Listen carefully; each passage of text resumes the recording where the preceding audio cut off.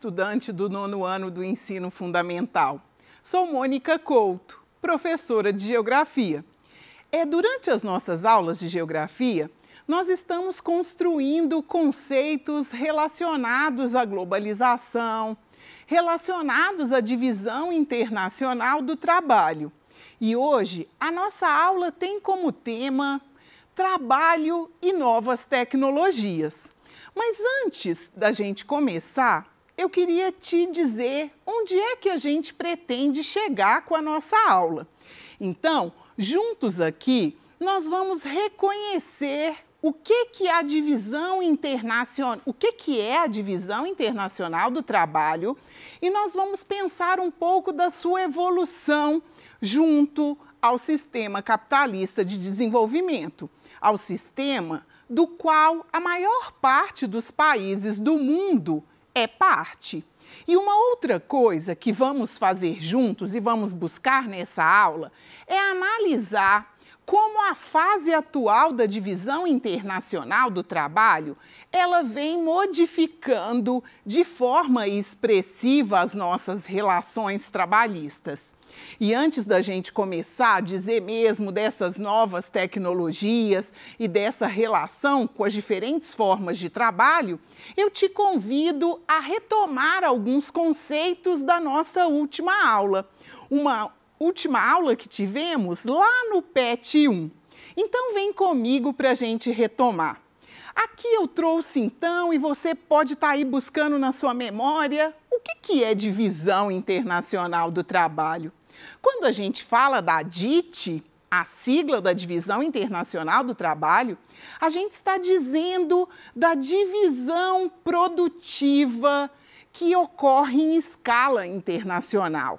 E aí você deve estar pensando, divisão produtiva? Sim, a cadeia produtiva de um determinado produto, ela agora está pulverizada pelo mundo. Então, quando a gente fala dessa divisão internacional do trabalho, a gente está tentando entender como é que essa cadeia produtiva de bens e de serviços, ela está diluída aí no espaço mundial. E aí, eu chamo a sua atenção para alguns momentos que a gente conversou naquela aula. E naquela aula, a gente fez a evolução da divisão internacional do trabalho a partir das 3 grandes fases do capitalismo. E aí eu te chamo para uma retomada. A primeira fase do capitalismo é aquela fase que a gente chama de capitalismo comercial. Aquele capitalismo que estava bem associado ao período das grandes navegações.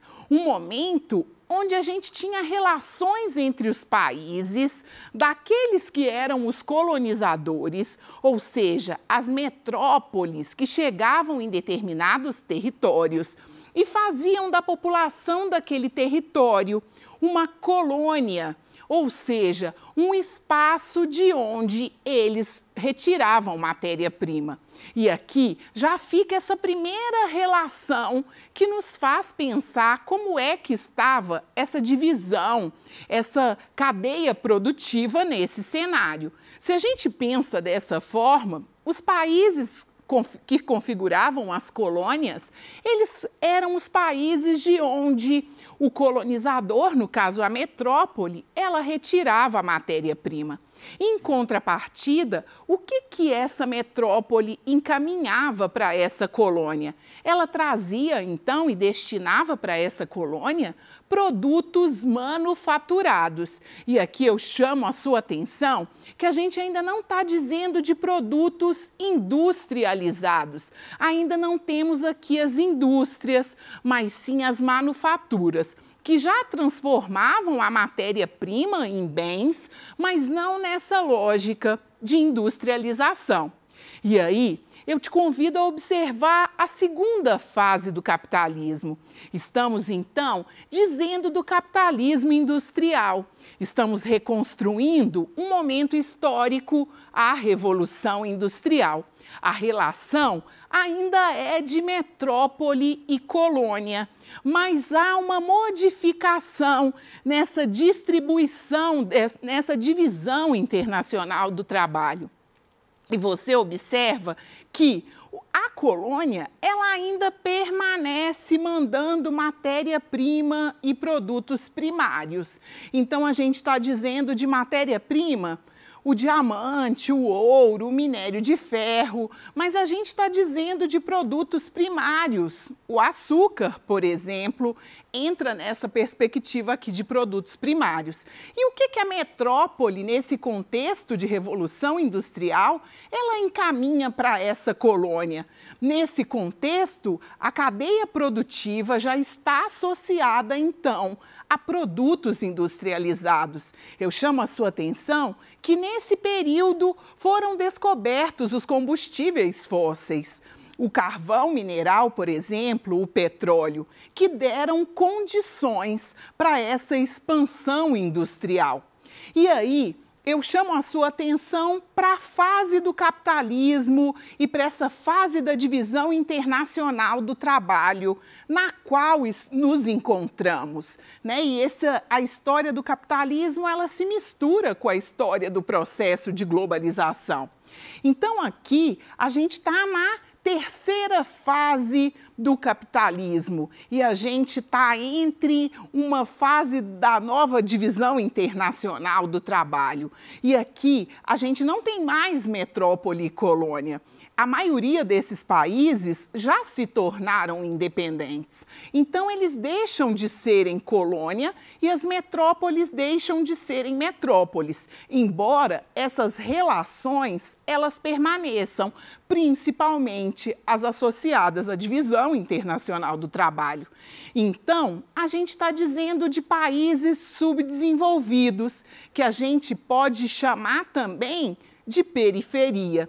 E a gente está dizendo de países desenvolvidos, aqueles que a gente chama de países centrais. Ou seja, se fosse para a gente voltar, os países desenvolvidos, a maioria deles foram as metrópoles e a grande parte, quase todos, países subdesenvolvidos foram as colônias. Só que hoje, essa relação, então, essa divisão internacional do trabalho, ela é uma divisão internacional do trabalho diferente. Hoje, os países subdesenvolvidos, as antigas colônias, elas ainda exportam matérias-primas e produtos primários, mas elas exportam também produtos industrializados. E aí você precisa pensar que o Brasil, por exemplo, retomando a nossa história, foi uma colônia que num primeiro momento fazia a produção ou extraía da natureza matéria-prima, ou fazia o cultivo de grãos, a criação de animais. E agora, com o contexto da globalização, com a industrialização do próprio país e a entrada de empresas multinacionais, hoje na nossa pauta há também a exportação de produtos industrializados. E os países desenvolvidos ou centrais, além desses produtos, eles mandam para nós a tecnologia e os investimentos. Estamos, então, na terceira fase do capitalismo. E você deve estar aí se perguntando, qual, então, que é o futuro do trabalho, pensando esse contexto atual de globalização, de desenvolvimento tecnológico? E a gente vai conversar um pouquinho sobre isso. Então, essa terceira fase do capitalismo, ela é também chamada de revolução técnico, científico, informacional. É técnico porque lá na manufatura você teve a evolução da técnica. A gente pode dar como exemplo o arado. Quando a gente pensa que ela é científica, é quando a ciência se apropria dessa técnica e melhora a qualidade desses instrumentos. E agora, além de técnica, de científica, ela passa a ser informacional. Então, estamos na era digital. Estamos na era onde as relações elas se fazem pela rede. E esse capital, ele ganha força para circular pelo mundo por essa rede. E aqui eu já estou dizendo dessa estrutura, então, que permite uma conexão não só entre as pessoas, mas entre os lugares. A gente costuma dizer que está havendo uma redução das distâncias, quando, na verdade, a gente tem uma maior aproximação em função dessas redes e desses recursos tecnológicos.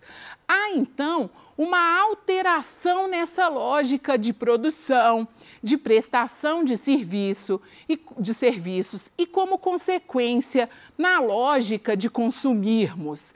Aqui, as empresas que antes eram multinacionais, que apresentavam sede em um país e filiais em outros, agora se tornam transnacionais. O que significa isso? Elas se pulverizam no planeta. Às vezes, para produzir um carro, a gente precisa de produtos que são fabricados em 14 países. Então, há essa aproximação. E como é que isso influencia, então, nas nossas condições de trabalho? A gente precisa pensar aqui nessa lógica da automatização.